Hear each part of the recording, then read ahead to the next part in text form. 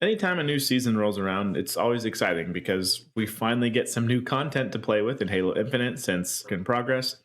But then again, we got Infection, we got new career ranks to grind towards, rank Slayer to work on for the month at least, because we do have that in rotation. New BTB map Scar, the new map Forest.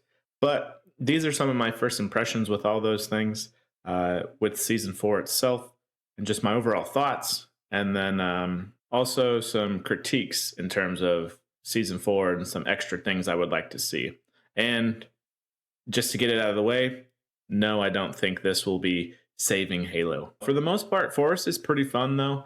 From what I've played, there's good lane management. The map runs pretty smooth. Some good power ups, good equipment on the map. Just a good map overall. But the thing that sucks about it is the weight of it doesn't seem to be that heavy. And by that, I mean, I played for 4 hours the other day and I only played on the map twice.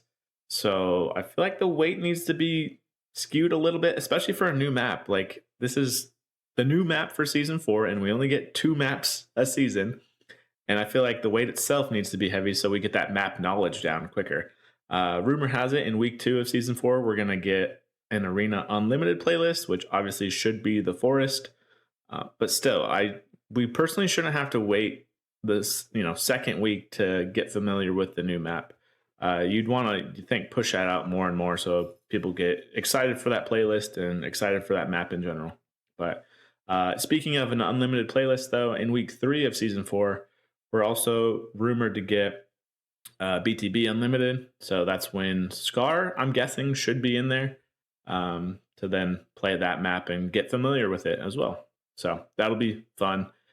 Looking forward to that. I haven't played Scar just yet, so if you have, let me know how that is down in the comments.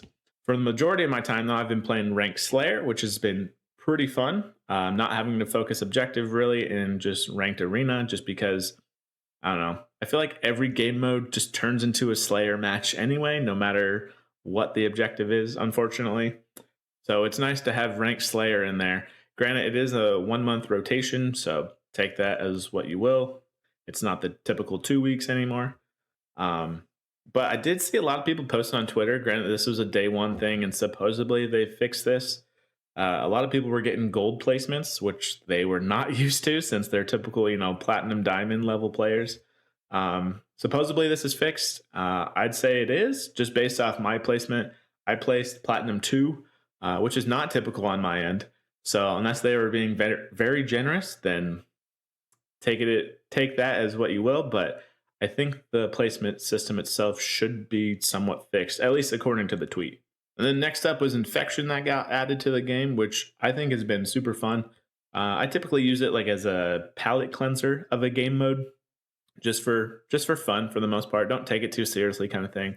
I will say some good additions that were added to the game because of Infection were the additions to the maps. So like Behemoth, for an example, got an underground like tunnel system, so you can hide from the infection, all that good stuff. Streets got extended beyond, like, behind the arcade. So those were super cool to see. And I just thought that was a good use of the map in general. But the one thing that's interesting, and yes, you have to go get, like, you can go get other weapons. So you can get the shock rifle, pistol, all that stuff. You spawn in with the commando and the bulldog, but you're not stuck with them.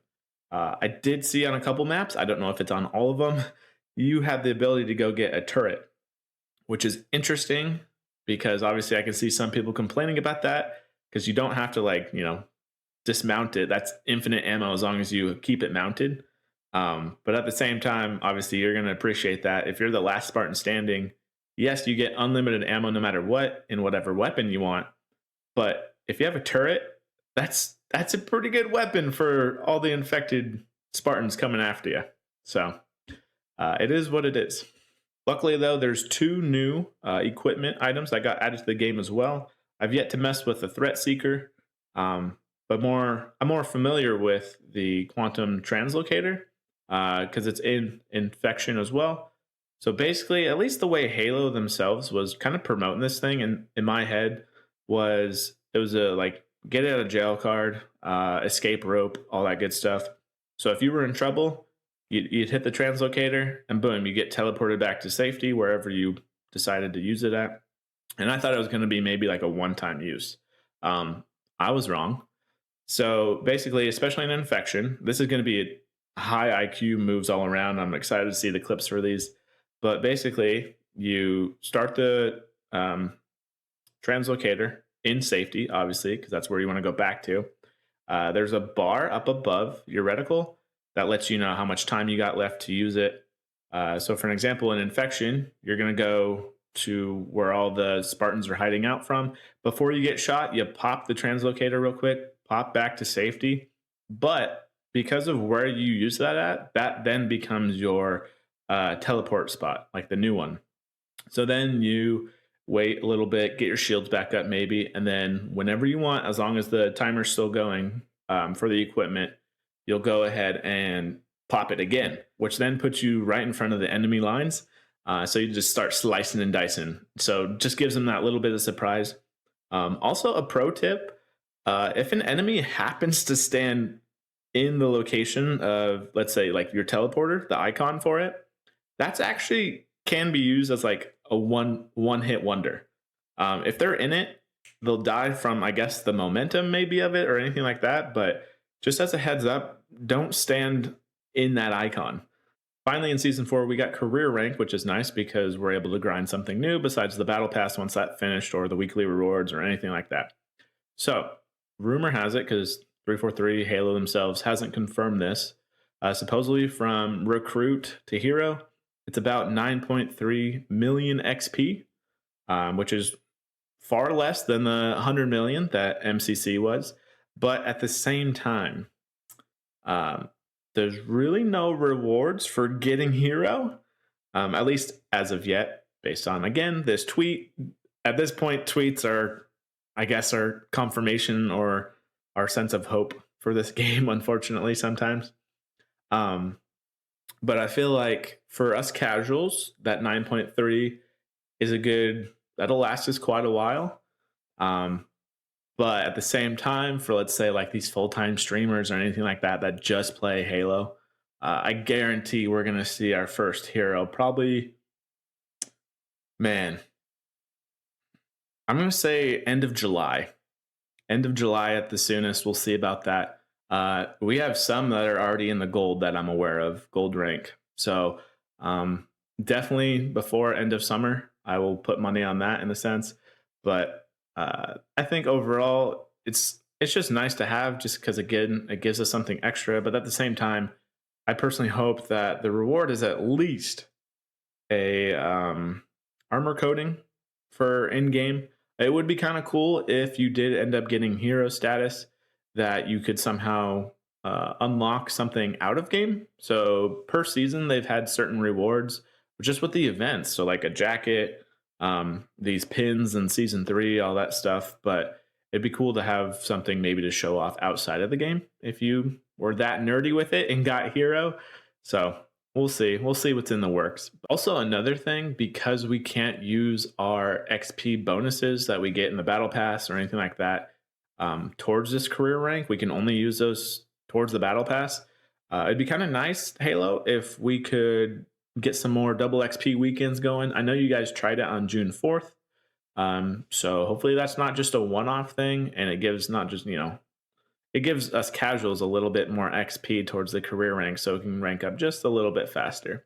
And not just that, I think it's a pretty good incentive for maybe, more people to jump in at a certain time, which is nice for weekends. You want that player base to increase a little bit, at least during the weekend when most people, I feel like, are playing. Which, yes, does bring me to player count. And no, this season will not save Halo. The hardcores are already playing it, and they're going to keep playing it. But if you keep getting, bit in the butt so many times from this game, then personally, why keep playing it? And hey, I don't blame you for that, because somehow, if you're not on North American servers, then this game is completely different from those that are. Again, your foundation of the network issues and everything like that seems to be tweaked a little bit, but they're not completely gone. Um, and by work in progress, I know, a live service game is always going to be a work in progress in terms of updates. new things added, all that stuff. But at the same time, most of those live service games have the foundation already set to then add on top of it, whereas Halo is trying to do both at the same time. Your time is valuable. Don't waste it if a game isn't providing what you want out of it. And also, don't play a game for promises or future updates or anything like that. Play a game for what it is today. But if you do want to stay updated on Halo Infinite, come say hi over in chat on Thursdays and Fridays over on YouTube here on this channel and Kick at the same time. Thank you, multi streaming. Consider subscribing if you just want to stay updated, anything like that. Notifications help as well. And I'll see you over in chat. Take it easy.